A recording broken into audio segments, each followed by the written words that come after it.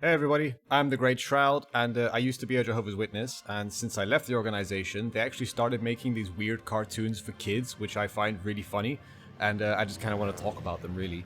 This particular one is about some kid who's daydreaming about being a pilot, which I find extra funny, because if you are being raised as a Jehovah's Witness, you can't be a pilot.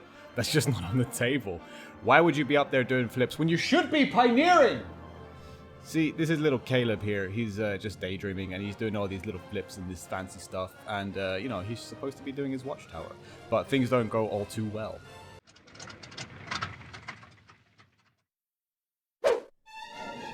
Caleb, what are you doing? You're supposed to be preaching, not flying. We're going down!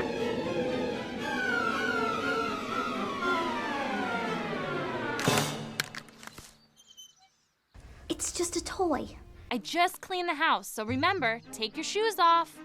Okay, so this video is called Obey Your Parents, so you can place your bets now. Is he gonna A, take off his shoes, B, stay outside and play pilot, or C, be a dastardly little rebel? Caleb! And that is a face of a kid who knows he just got caught.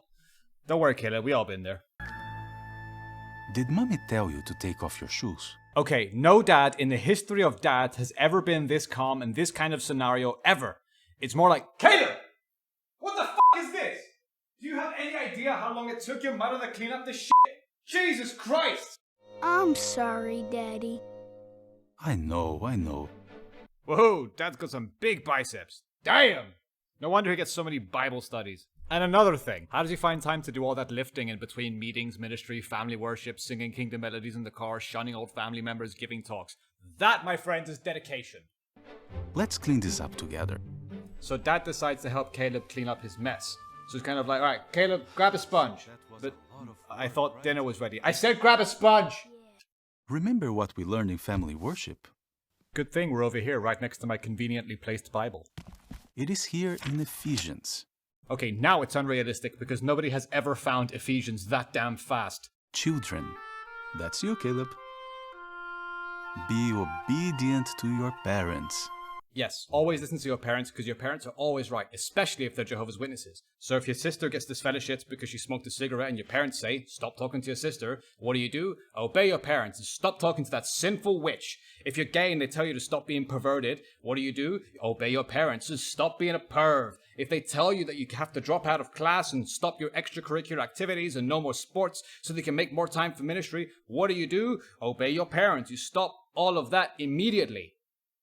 Run for your life! Run for your life! Caleb, it is time for family worship. Get your book.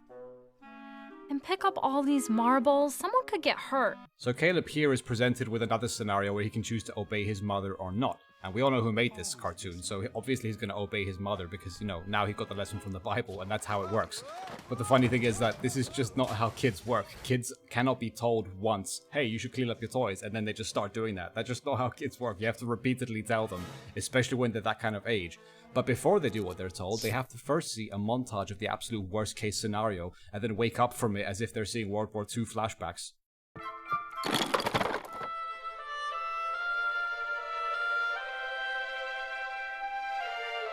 Thank you. I'm so proud of you for obeying. To me, obey is a very strange choice of vocabulary for this kind of scenario. I've never heard of a parent saying to their kid, oh, thank you for obeying. It's more like, you know, thank you for cleaning up your toys. Because it always instead makes me think of this. And you must obey. Yeah, I know, it's a little dark, but something tells me that's where the governing body gets their inspiration from. Sophia, what do you see in this I can tell by the look on her face that Sophia is not into this family worship whatsoever. picture? Oh, good. Now everybody's here. And Caleb still has one of his toys with him at family worship. You know what you did, Caleb. You know what you did, you little rascal. Say a prayer to begin family worship.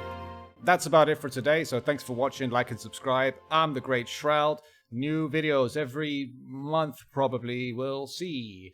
Good night. It is here in Ephesians.